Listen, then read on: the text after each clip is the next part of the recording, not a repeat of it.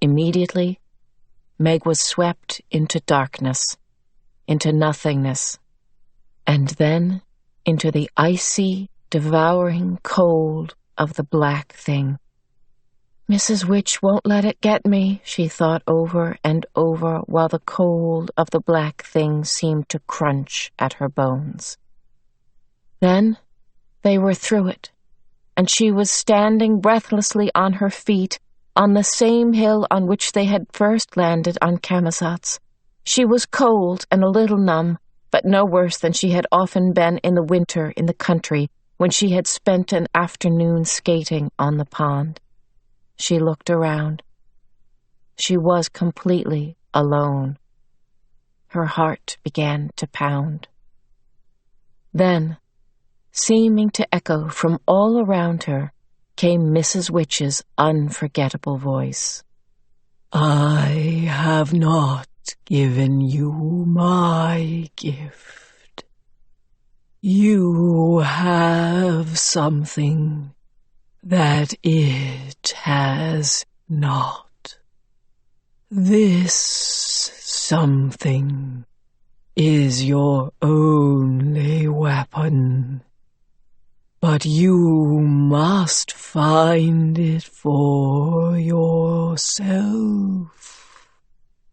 Then the voice ceased, and Meg knew that she was alone. She walked slowly down the hill, her heart thumping painfully against her ribs. There below her was the same row of identical houses they had seen before, and beyond these the linear buildings of the city. She walked along the quiet street. It was dark, and the street was deserted. No children playing ball or skipping rope, no mother figures at the doors, no father figures returning from work. In the same window of each house was a light, and as Meg walked down the street, all the lights were extinguished simultaneously. Was it because of her presence, or was it simply that it was time for lights out? She felt numb, beyond rage or disappointment or even fear. She put one foot ahead of the other with precise regularity, not allowing her pace to lag. She was not thinking. She was not planning.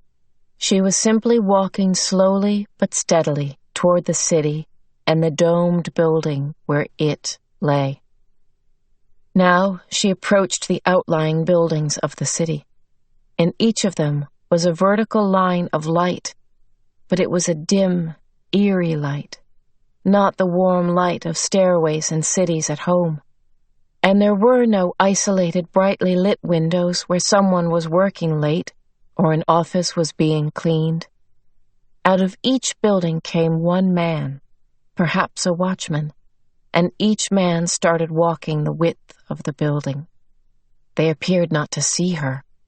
At any rate, they paid no attention to her whatsoever, and she went on past them. "What have I got that it hasn't got?" she thought suddenly. "What have I possibly got?" Now, she was walking by the tallest of the business buildings. More dim vertical lines of light. The walls glowed slightly to give a faint illumination to the streets. Central intelligence was ahead of her. Was the man with red eyes still sitting there, or was he allowed to go to bed? But this was not where she must go, though the man with red eyes seemed the kind old gentleman he claimed to be when compared with it. But he was no longer of any consequence in the search for Charles Wallace. She must go directly to it. It isn't used to being resisted. Father said that's how he managed, and how Calvin and I managed as long as we did. Father saved me then.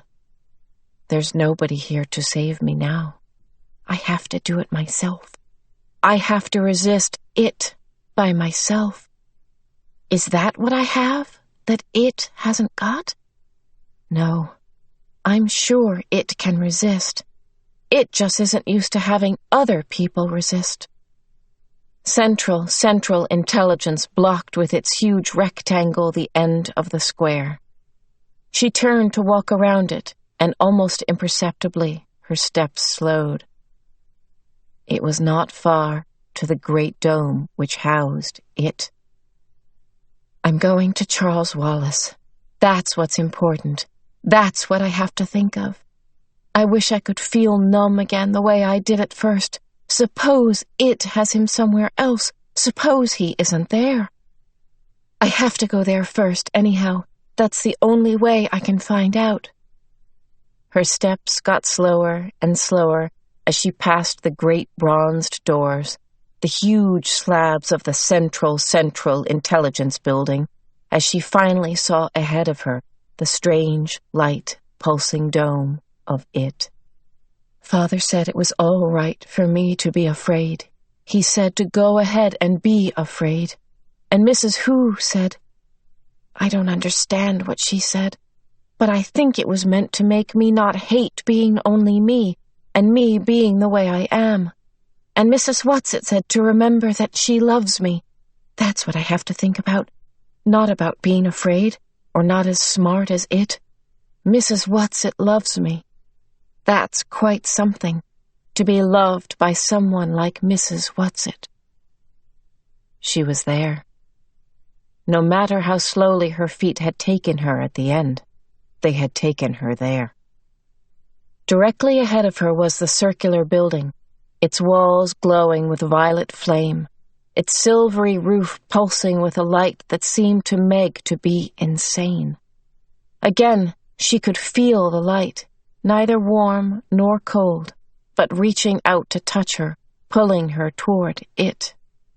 There was a sudden sucking, and she was within. It was as though the wind had been knocked out of her. She gasped for breath in her own rhythm, not the permeating pulsing of it.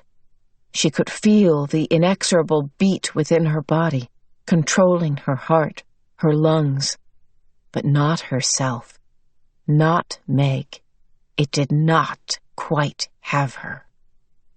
She blinked her eyes rapidly and against the rhythm until the redness before them cleared and she could see. There was the brain. There was it, lying, pulsing and quivering on the dais, soft and exposed and nauseating. Charles Wallace was crouched beside it, his eyes still slowly twirling, his jaw still slack, as she had seen him before, with a tick in his forehead, reiterating the revolting rhythm of it.